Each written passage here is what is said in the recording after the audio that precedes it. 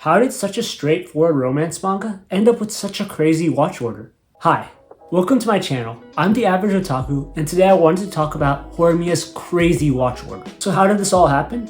Well, Horimiya is an extremely popular manga that has a really straightforward reading order. Basically, you start with the first volume, then you read the second, then the third, and you keep doing that until you get to the last volume. So yeah, it's really not that complicated. The manga started being published in 2011, and actually was finished by the time an anime adaptation was announced in 2021. Since the manga is very popular, it got picked up by CLOVERWORKS, which is a really high quality animation studio. They've made some really good high quality anime over the years, just ignore the fact that they made Promised Neverland Season 2. Anyways, they got the rights to Horimiya and they made a very interesting decision. They decided they would adapt the whole story into a single season. That's 13 episodes to adapt 17 volumes of manga. My guess is that they thought they might not get a second season, so they decided to cover the whole story in one season. I mean, it's not exactly uncommon for an anime to not get renewed for a second season. I'm looking at you, No Game No Life and Grand Blue.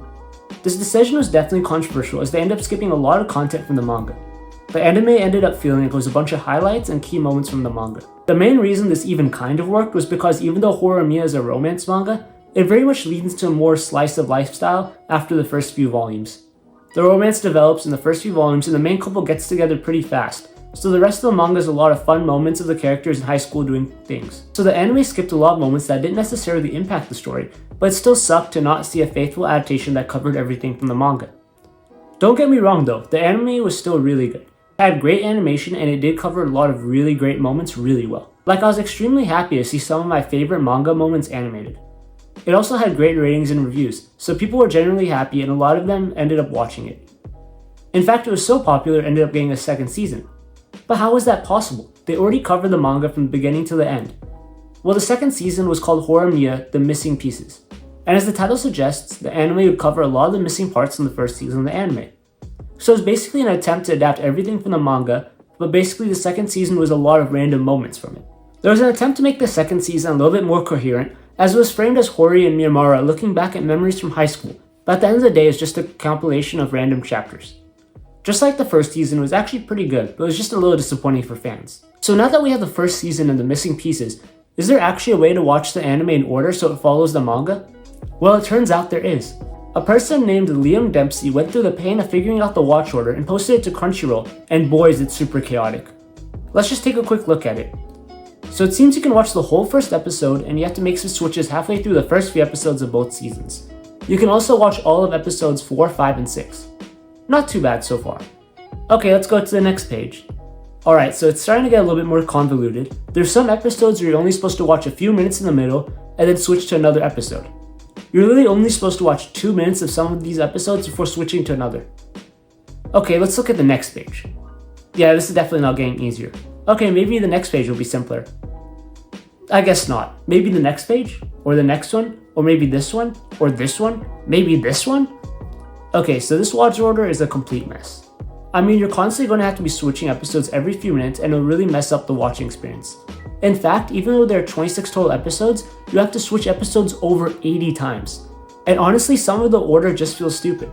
For example, you're supposed to watch the first 44 seconds of episode 12, then a random minute in the middle of the same episode, and then the second minute of the episode, and then you have to watch the last 8 of the 9 minutes of the same episode. That's crazy. You have to constantly be switching to different timestamps within the same episode.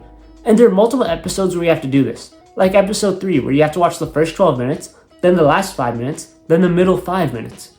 It just makes for a really bad viewing experience. It's honestly not even worth trying to watch it in order, as you'll be making so many switches and jumps that will completely ruin your viewing experience.